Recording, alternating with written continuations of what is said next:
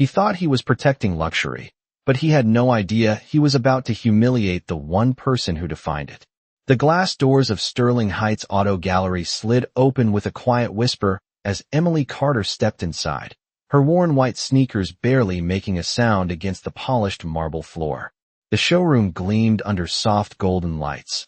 Rows of six-figure vehicles lined up like trophies, each one reflecting a world she didn't seem to belong to.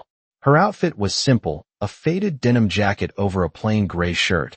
Nothing about her screamed money, and yet her eyes moved with calm precision, taking in every detail as if she'd seen it all before. At the center of the showroom stood Blake Thompson, the sales manager, adjusting his tailored navy suit as he laughed with a well-dressed couple examining a $280,000 coupe. The moment he noticed Emily, his smile shifted, not disappearing, but sharpening, calculating. He had seen thousands of customers, and in his mind, he could price a person in seconds. And Emily, to him, wasn't even worth a test drive. He excused himself smoothly, walking toward her with the kind of politeness that carried just enough distance to feel cold. "Can I help you?" he asked, his tone rehearsed, his eyes already scanning her from head to toe. Emily met his gaze without hesitation. "I was interested in the black Phantom over there," she said softly, nodding toward the Rolls-Royce displayed under a spotlight like a crown jewel. Blake followed her gesture, then let out a faint, almost amused breath. Around them, a few sales associates exchanged subtle glances, the kind that said they'd seen this before. "That vehicle starts at over $400,000, Blake replied, his voice slightly louder now, enough for nearby customers to hear. "It's typically reserved for serious buyers." The words hung in the air, wrapped in politeness but edged with something sharper. Emily's expression didn't change. "I understand," she said simply. "I'd still like to see it." Blake tilted his head, the corners of his lips lifting just enough to suggest patience was running thin. "Of course," he said, though his body didn't move. "But we usually schedule private viewings for clients at that level." A soft chuckle came from behind him, one of the associates pretending to review paperwork while clearly listening. The room began to shift, attention subtly turning toward the quiet woman who had made the mistake of asking for something she didn't appear to deserve. Emily stood still, her hands relaxed at her sides, her posture steady. "I'm here now," she said, her voice calm, almost gentle. Blake's smile tightened. "Ma'am," he said, lowering his voice just enough to sound discreet while ensuring everyone could still hear. "This isn't really the kind of place people just walk into to browse. These cars are exclusive." The word lingered, heavy with implication.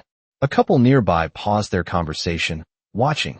Someone let out a faint snicker. The atmosphere shifted from neutral to something sharper, more uncomfortable, like a spotlight had quietly turned on. Emily nodded once, as if acknowledging something deeper than his words. "I see," she said. For a brief moment, there was silence. Then Blake stepped slightly to the side, gesturing toward the glass doors behind her. "Perhaps you'd feel more comfortable exploring options in a different price range," he added, his tone smooth, practiced, final. The message was clear. You don't belong here. The room held its breath for a reaction, for embarrassment, for anger, for anything. But Emily simply looked at him, her eyes steady, unreadable. No argument. No raised voice. No attempt to prove anything. Just a quiet understanding that seemed to pass between them, though only one of them recognized it. "Thank you for your time," she said softly. And then she turned. Her sneakers echoed faintly against the marble as she walked back toward the exit, each step unhurried, unbothered, as if she had already seen the ending of this moment long before it began. Behind her, the low murmur of conversation resumed, a few quiet laughs slipping through, Blake already turning back to his well-dressed clients, his posture relaxed again, confident in his judgment. To him, it was just another interruption handled, another reminder that not everyone belonged in a place like this. But as the glass doors closed behind Emily Carter, something in the air shifted, almost imperceptible, like the calm before a storm no one inside was prepared for. Because what Blake didn't know, what no one in that showroom could possibly see, was that Emily hadn't walked away defeated. She had simply chosen the moment when she would return. And when she did, everything they believed about wealth, status, and power would be tested in a way they would never forget. The room, still echoing with quiet arrogance, had no idea it had just made its most expensive mistake. The next morning arrived with a kind of stillness that often came before something irreversible, though no one inside Sterling Heights Auto Gallery could feel it yet. The showroom opened at 9 sharp, just as it always did, with the same polished floors reflecting the same carefully arranged luxury vehicles, and the same quiet confidence carried by the staff who believed they understood exactly who belonged and who did not. Blake Thompson adjusted his tie in the reflection of a chrome grille, satisfied with the image staring back at him. To him, yesterday had already faded into insignificance, just another moment in a long line of interactions that confirmed his instincts. People like her came and went. Serious clients stayed. He moved across the floor with practiced ease, greeting a returning customer with a warm handshake, his voice smooth, his posture relaxed. Around him, the sales team settled into their routines, coffee cups in hand, conversations low and confident. There was no reason to expect anything different from today. Outside, the street was quiet, the morning sun casting long shadows across the pavement. Then, without announcement, a low, almost imperceptible hum began to cut through the stillness. It was not loud, not aggressive, but it carried a weight that made people notice before they understood why. Heads turned toward the glass front of the showroom as a long, black Rolls-Royce Phantom glided into view, its presence commanding attention without demanding it. The car moved with a kind of effortless authority, the kind that did not need to prove itself. Conversation slowed. A few employees stepped closer to the windows, curiosity replacing routine. Blake's eyes followed the movement, his expression shifting slightly, not yet concern, but interest. Vehicles like that did not arrive without purpose. The Phantom came to a precise stop directly in front of the entrance, its polished surface reflecting the building like a mirror. For a moment, nothing happened. The engine fell silent, and the world seemed to pause with it. Then the rear door opened. A pair of polished heels touched the pavement, measured, deliberate. The figure that stepped out did not rush, did not hesitate. She simply emerged, as if the moment had always belonged to her. Inside, someone near the front desk let out a quiet breath. Blake took a step forward, his mind already shifting, recalculating, preparing to greet what he assumed was a high-value client. But as the woman straightened, as the light caught her face, something inside him faltered. Recognition does not always arrive loudly. Sometimes it slips in quietly, like a realization you cannot avoid once it appears. The denim jacket was gone, replaced by something simple but undeniably refined, yet it was not the clothes that mattered. It was her, Emily Carter, the same woman who had stood in front of him the day before, calm and composed as he dismissed her without a second thought. The same woman he had decided did not belong. The room did not erupt into chaos. There were no raised voices, no dramatic gasps. Instead, a hush spread slowly, like a ripple moving through still water. One by one, conversation stopped. Employees exchanged glances, uncertain, trying to reconcile what they were seeing with what they thought they knew. Blake felt his throat tighten, though he could not explain why. He had seen wealthy clients before. He had handled transactions far larger than this. And yet something about this moment felt different, heavier. Emily began to walk toward the entrance, her steps steady, unhurried, the glass doors sliding open before her as if they recognized her arrival. Each step echoed faintly across the marble floor, a sound that seemed louder than it should have been in the silence. Blake stood frozen for a fraction of a second too long before forcing himself forward, his professional instincts struggling to reassert control. "Good morning," he began, his voice catching slightly before smoothing out, though the confidence he wore so easily yesterday felt less certain now. Emily stopped a few feet from him, her gaze meeting his. There was no anger in her eyes, no satisfaction, no need to prove anything. Just the same calm presence that had unsettled him before. Only now it carried a weight he could not ignore. Behind her, the Phantom remained parked like a statement no one had prepared to hear. Blake opened his mouth again, searching for the right words, but none seemed to fit the situation unfolding in front of him. Because in that moment, the roles he had so carefully defined had begun to collapse, and for the first time, he realized he might not have understood the situation at all, and the silence that filled the showroom was no longer comfortable. It was waiting. Blake had built his entire career on reading people in seconds, but in this moment, every instinct he trusted began to feel unreliable. Emily Carter stood in front of him, not imposing, not demanding, yet the space around her seemed to shift as if the room itself had adjusted to her presence. He forced a polite smile, the kind he had perfected over years of closing high-value deals. "Welcome back," he said, his voice carefully measured, though the words felt heavier than they should. Emily gave a slight nod, her expression unchanged. "I wanted to take another look at the Phantom," she said, her tone calm, almost identical to the day before, as if nothing unusual had happened between then and now. But everything had changed. Behind Blake, one of the junior associates subtly stepped closer, pretending to organize brochures while clearly listening. Another employee near the reception desk paused mid-movement, her eyes fixed on the scene. The showroom, once filled with quiet confidence, now carried a tension that no one could ignore. Blake gestured toward the vehicle, his movements precise but no longer effortless. "Of course," he replied, stepping aside. "It would be my pleasure to show you." The words came out smoothly, but something in his posture betrayed him. Yesterday, he had controlled the interaction. Today, he was trying to regain it. Emily walked past him, her steps steady, her attention focused on the car. The Rolls-Royce Phantom sat under the soft lights, its deep black finish reflecting the room like a mirror. She ran her fingers lightly along the door, not in awe, not in hesitation, but with familiarity, as if this was not her first time standing beside something like it. Blake watched closely, searching for signs, trying to understand what he had missed. "This is one of our most exclusive models," he began, falling into his rehearsed explanation. "Handcrafted interior, custom detailing, the kind of vehicle that represents." Emily glanced at him briefly, and he stopped mid-sentence. Not because she interrupted him, but because something in her gaze made the words feel unnecessary. "I am aware," she said softly.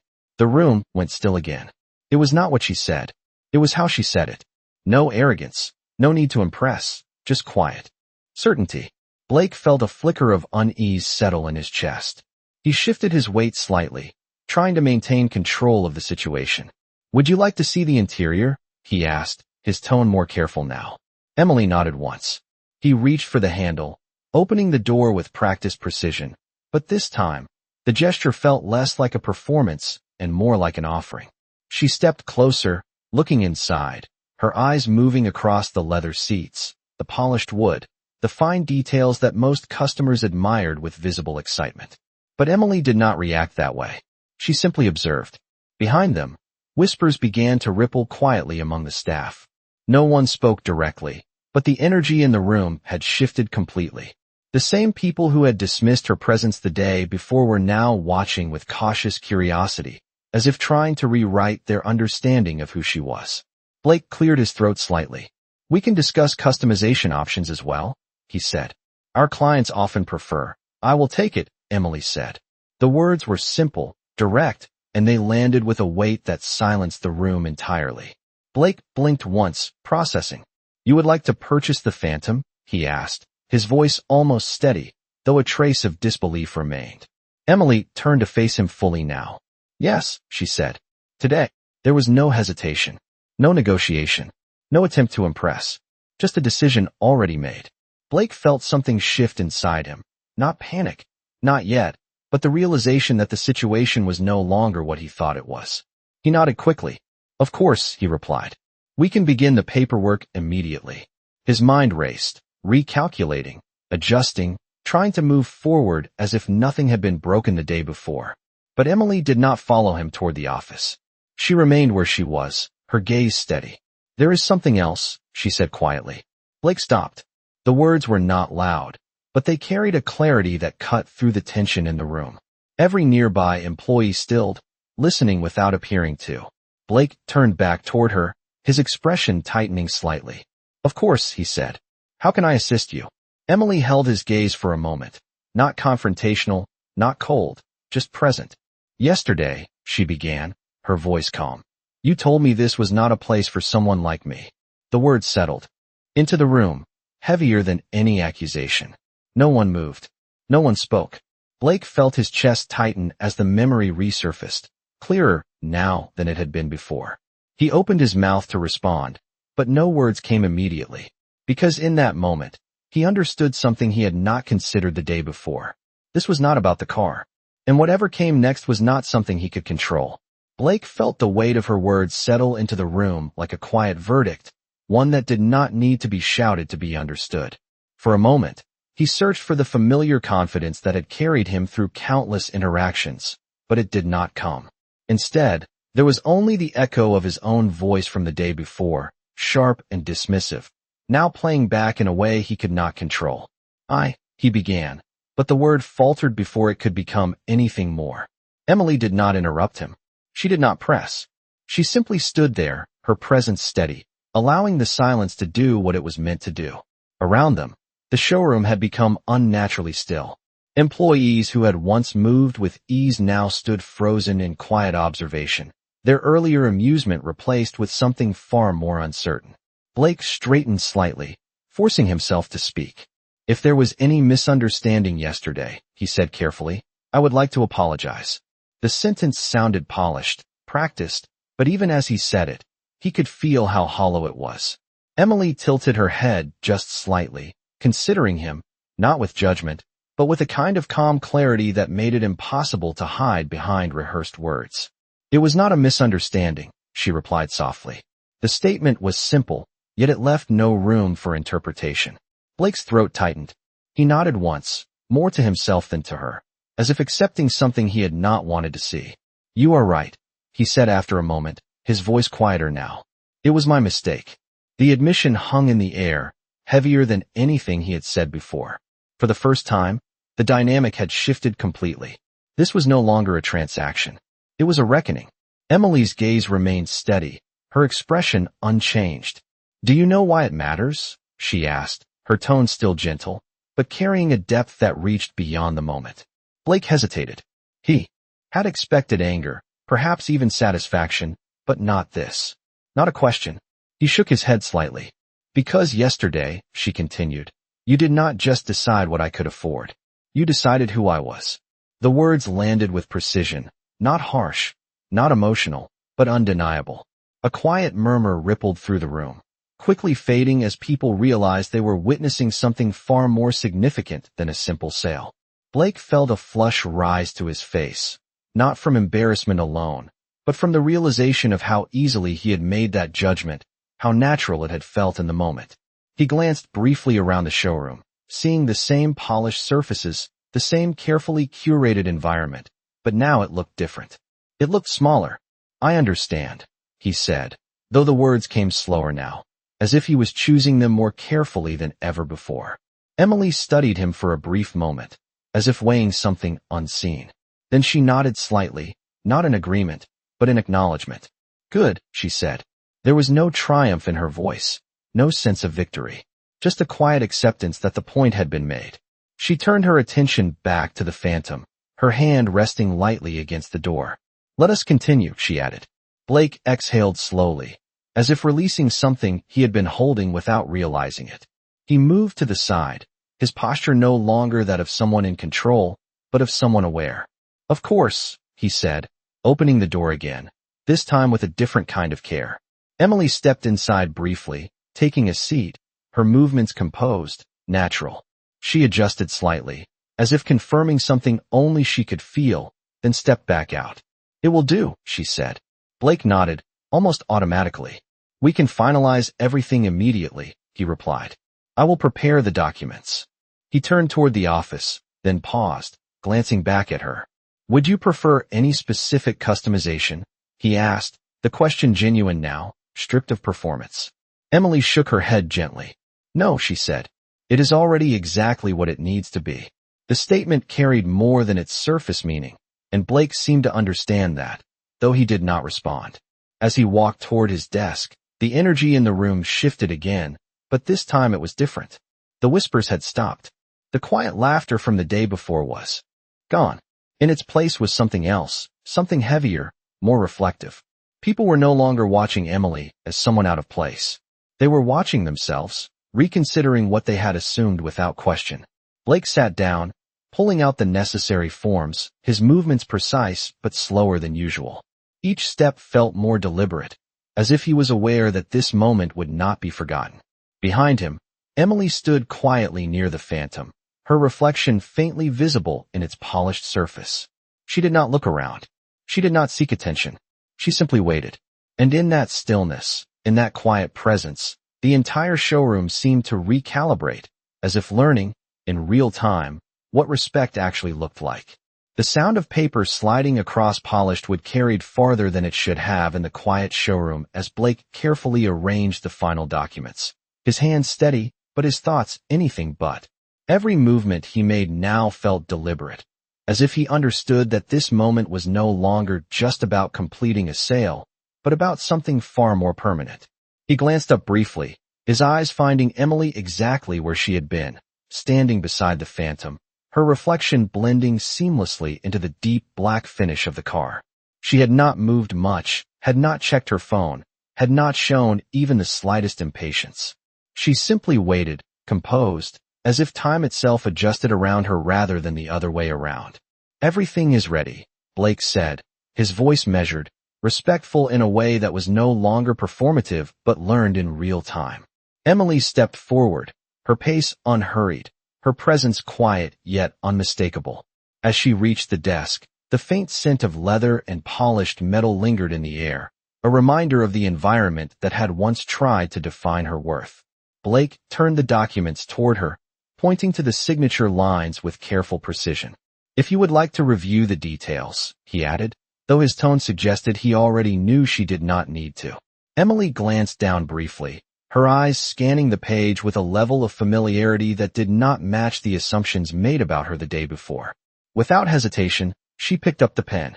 The motion was simple, almost ordinary, yet every person within sight seemed to hold their breath, as if witnessing something far greater than ink meeting. Paper. The tip of the pen touched down, and in a few smooth strokes, it was done. No hesitation, no negotiation, no performance, just a decision made long before anyone else realized it. Blake watched closely, his expression composed, but there was something different in his eyes now, something that had not been there before. Not just respect, but awareness. He collected the documents carefully, as if they carried more weight than their physical form. "Thank you," he said quietly, and for the first time, the words were not part of a script. They were real. Emily placed the pen back on the desk, her movements precise, then looked at him once more. "You are welcome," she replied, her tone neutral, not dismissive, not warm, simply balanced. There was a pause, brief but meaningful, as if something unspoken passed between them, something neither of them needed to define out loud. Behind them, the showroom remained silent, not out of obligation, but out of recognition. The energy that had once been filled with quiet judgment had transformed into something else entirely. Employees who had once laughed now stood still, their expressions thoughtful, their earlier assumptions quietly unraveling in the presence of what they could no longer deny. Blake cleared his throat softly, stepping slightly to the side. "We will have the vehicle prepared immediately," he said. "Would you like it delivered, or will you be driving it today?" Emily glanced toward the phantom, her gaze steady, then back to him. "I will take it now," she said. Blake nodded. "Of course."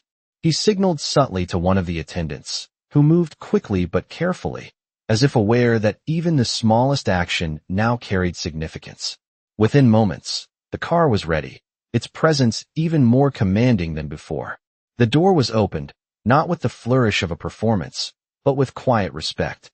Emily walked toward it, her steps measured, each one echoing faintly across the marble floor. As she reached the vehicle, she paused for just a fraction of a second, her hand resting lightly on the door. Then she turned back. Blake met her gaze, uncertain of what would come next, but no longer trying to predict it. Emily held his eyes for a brief moment, her expression calm, unwavering. "Next time," she said softly, "do not decide who belongs before you understand who you are speaking to." The words were not harsh, not accusatory, but they carried a clarity that left no room for dismissal. Blake nodded slowly, the lesson landing fully now, not as something forced upon him, but as something he had come to see for himself. "I will remember that," he said, his voice steady, and this time, it held truth. Emily gave a slight nod, then stepped into the car. The door closed with a soft, final sound, and a moment later, the engine came to life, smooth and controlled. The Phantom began to move, gliding out of the showroom just as effortlessly as it had arrived. No rush, no noise, just quiet certainty. As the car disappeared beyond the glass doors, the silence it left behind lingered, heavier than before, but not uncomfortable. It was reflective. Blake remained where he stood, his posture different now, his confidence no longer built on assumption, but on something far more grounded. Around him, the showroom slowly returned to motion, but nothing felt exactly the same. Because in a single morning, without raising her voice, without demanding attention, Emily Carter had done something no transaction ever could. She had changed the way an entire room understood respect. And the lesson did not echo loudly. It settled quietly, where it would stay. By the time the showroom doors closed behind the departing Phantom, the silence it left behind felt different from anything that had filled the space before, not empty, but settled, as if something invisible had shifted into place. Blake remained still for a moment longer than necessary, his gaze fixed on the spot where the car had disappeared, as though part of him was still trying to process what had just happened. He had completed transactions worth more than most people would see in a lifetime, but none of them had ever stayed with him like this. Around him, the staff slowly returned to motion, but the rhythm was not the same. Conversations resumed in quieter tones, movements more measured, eyes more aware. The casual confidence that once defined the room had been replaced by something more careful, more reflective. One of the younger associates approached Blake cautiously, holding a tablet, though it was clear the task was only an excuse. "That was unexpected," he said, his voice low, uncertain of how to frame what everyone had just witnessed. Blake did not respond immediately. He adjusted the papers on his desk, aligning them with unnecessary precision, buying himself a moment to think. "No," he said finally, his voice calm, though quieter than usual. "It was not unexpected." The associate hesitated, surprised by the answer. Blake looked up, his expression composed, but no longer guarded in the same way. "We just chose not to see it," he added. The words settled between them, simple, but heavy with meaning. The associate nodded slowly, then stepped back, leaving Blake alone with his thoughts. Across the showroom, the same employees who had once shared quiet laughter now avoided eye contact with one another, not out of fear, but out of recognition. The moment had not called them out individually, but it had revealed something collective, something they could not ignore anymore. Near the front desk, a woman who had been present the day before stood still, her reflection faint in the glass, replaying the scene in her mind, not from Emily's perspective, but from her own. What she had assumed, what she had allowed, and what it had meant. Outside, the city continued as it always did, unaware that inside those glass walls, a quiet correction had taken place. Blake moved from his desk slowly, walking toward the center of the showroom where the Phantom had stood. The empty space seemed larger now, not because of what was missing, but because of what it had revealed. He placed his hands in his pockets, looking down briefly, then around the room. Everything was still polished, still pristine, still exactly as it had been before. And yet, nothing felt the same. He thought back to the moment Emily had stood in front of him the day before, the ease with which he had dismissed her, the certainty he had carried without question. It had not felt wrong at the time. It had felt normal. And that was what unsettled him the most. Because now, standing in the same place, with the same surroundings, he could see it clearly. Not as a mistake in judgment, but as something deeper, something learned, something repeated, something he had never stopped to question until it stood in front of him and refused to fit the pattern. A quiet voice from behind broke his thoughts. "Do you think she will come back?" another employee asked, not out of curiosity, but out of something closer to hope. Blake turned slightly, considering the question. For a moment, he did not answer. Then he shook his head gently. "She does not need to," he said. The employee nodded, understanding more than the words themselves. Because Emily Carter had not returned to prove anything. She had not needed validation, recognition, or approval. She had simply allowed the truth to reveal itself, and then she had left, exactly as she had arrived, on her own terms. Blake exhaled slowly, a subtle shift in his posture marking the end of something he could not name, but could feel. He walked back toward his desk, not with the same confidence as before, but with something steadier, something quieter. As the day moved forward, customers continued to enter, conversations resumed, deals were made, and the showroom returned to its function. But beneath it all, something remained. Not loud, not visible, but present. In the way people looked a second longer. In the way assumptions paused before forming. In the way silence now carried meaning instead of dismissal. And somewhere beyond the glass, moving through the city without announcement, Emily Carter continued on, unchanged by the moment she had left behind, because for her, it had never been about changing them. It had simply been about showing them what had always been there. And that day, without raising her voice, without demanding attention, she had done exactly that. The kind of lesson that does not echo loudly, but stays where it matters, long after the room has gone quiet. The rest of the day unfolded with a quiet precision that no one had planned, yet everyone seemed to follow, as if the room itself had learned something it could not unlearn. Customers continued to walk through the glass doors, dressed in tailored suits, polished shoes, carrying the familiar signals that had always defined importance in that space. But now, something had changed in the way they were received. Not dramatically, not in a way that could be pointed out or measured, but in small, deliberate pauses. A second glance that was no longer dismissive. A tone that no longer assumed. A question asked instead of a judgment made. Blake noticed it immediately, though no one said a word about it. He watched as one of the newer associates approached a casually dressed man near the entrance, not with the subtle impatience that used to define such interactions, but with a calm, open posture. "Welcome," the associate said, his voice steady, neutral, respectful. The man nodded, slightly surprised, then smiled faintly. It was a small moment, almost invisible, but Blake saw it clearly. And he understood. Later that afternoon, a delivery arrived. Paperwork needing signatures, routine tasks that would normally pass without thought. Blake handled them with the same efficiency as always, but his attention was sharper now, more present. He no longer moved through the space assuming he understood it. He observed. He listened. He noticed things he had once overlooked. The way people hesitated before speaking. The way eyes shifted when someone entered. The quiet language of assumption that had always existed beneath the surface. Near the back of the showroom, two employees spoke in low voices, their tone reflective rather than amused. "I did not think anything of it yesterday," one admitted quietly. "It just felt normal." The other nodded slowly. "That is what makes it worse," she replied. Their conversation faded as they noticed Blake nearby, but the words lingered. He did not interrupt. He did not correct. He simply acknowledged, silently, that they were not wrong. Because the lesson had not belonged to one person. It had belonged to all of them.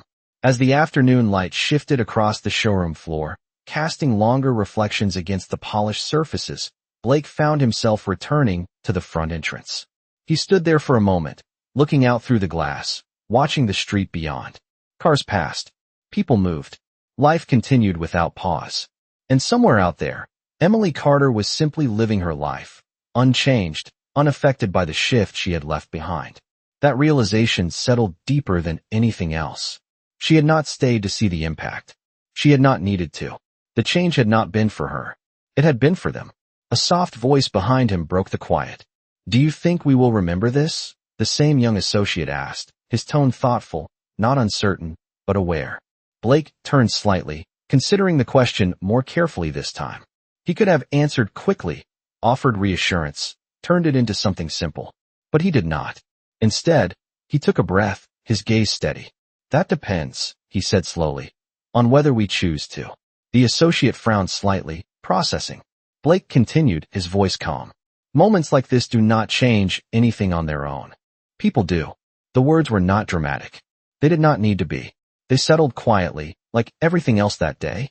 The associate nodded, understanding more than he expected to. Across the room, another customer entered, dressed plainly, unremarkable in appearance, carrying none of the signals that once dictated attention. This time, no one hesitated. A staff member approached immediately, offering assistance without assumption, without hesitation. Blake watched the interaction unfold, not with pride, not with relief, but with awareness. Because this was where the lesson mattered. Not in the moment it happened, but in what followed. As the sun dipped lower, the golden light inside the showroom softened, reflecting off the cars in a way that felt almost cinematic, though no one would have described it that way. It was simply quieter now, more grounded. The space had not lost its luxury, its polish, its status, but it had gained something else. Something that could not be displayed under lights or measured in dollars. Respect. Not the kind that is performed, but the kind that is practiced. Blake stepped away from the entrance, moving back into the showroom with a different kind of presence. He no longer scanned people for value. He no longer categorized them in seconds. Instead, he paused. He observed. He allowed space for what he did not immediately understand. And that was new. As the day came to a close, the staff prepared to leave, their conversations quieter, their movements less hurried. No one mentioned Emily Carter again. They did not need to, because her presence had already settled into the foundation of the place, not as a story to be told, but as a standard to be remembered. And somewhere, beyond the polished floors and glass walls, the world continued as it always had. But inside Sterling Heights Auto Gallery, something had shifted in a way that could not be undone. Not loudly, not dramatically, but permanently. And that day, without raising her voice, without asking for anything in return, one quiet woman had reminded an entire room what dignity actually looked like. Days passed, then a week, and Sterling Heights Auto Gallery continued to operate with the same polished precision. Yet something beneath the surface remained altered in a way that no one could quite articulate, but everyone could feel. The memory of that morning had not faded as quickly as most moments did. It did not become a story to laugh about or an anecdote to share with new hires. Instead, it lingered quietly, influencing decisions in ways that were subtle but undeniable. Blake noticed it most in himself.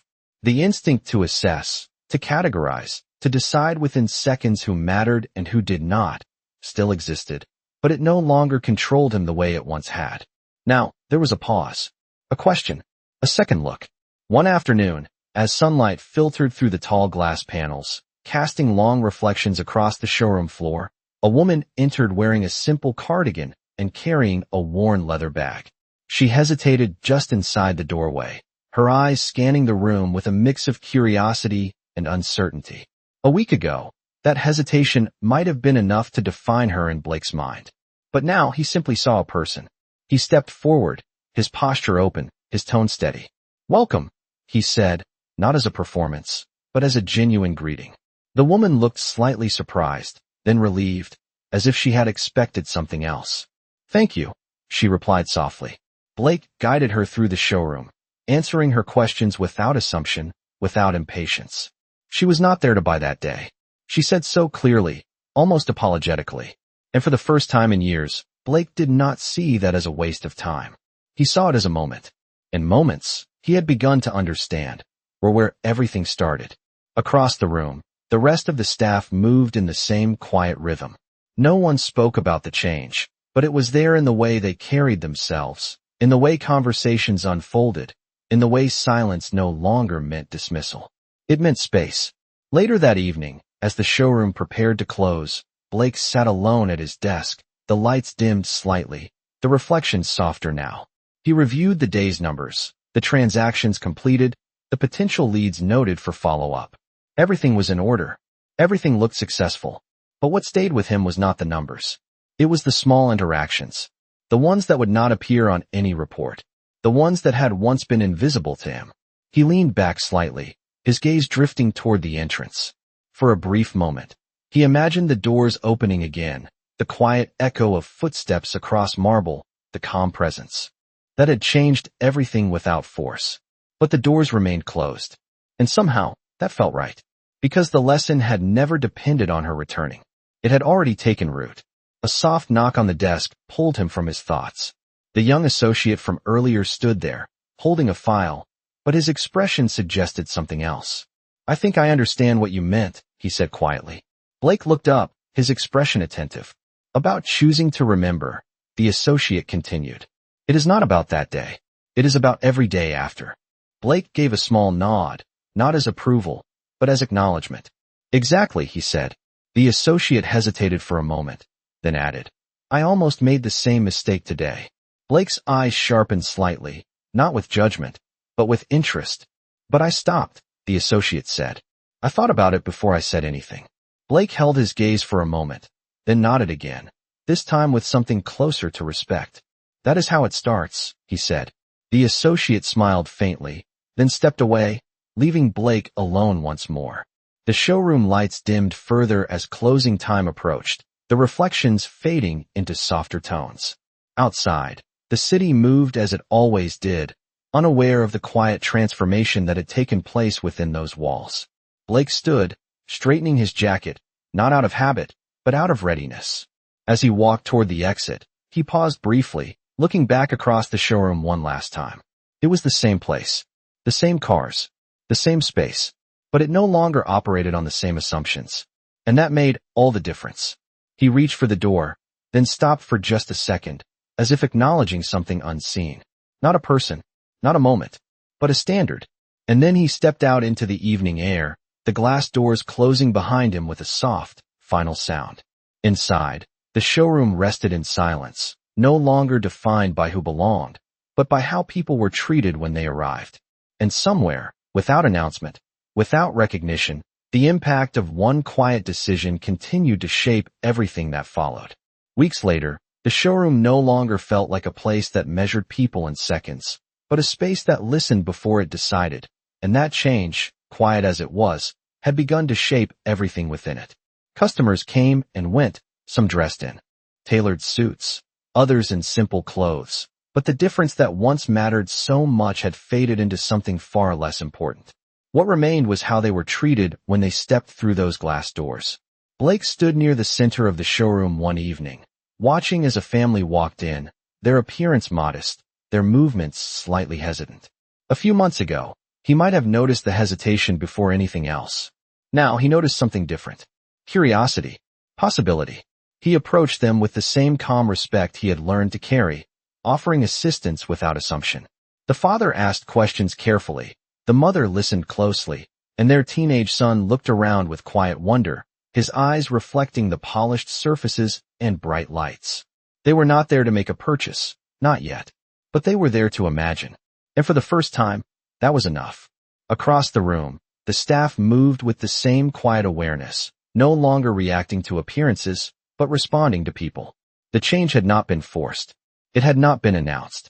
It had simply been practiced, day after day, until it became part of the space itself.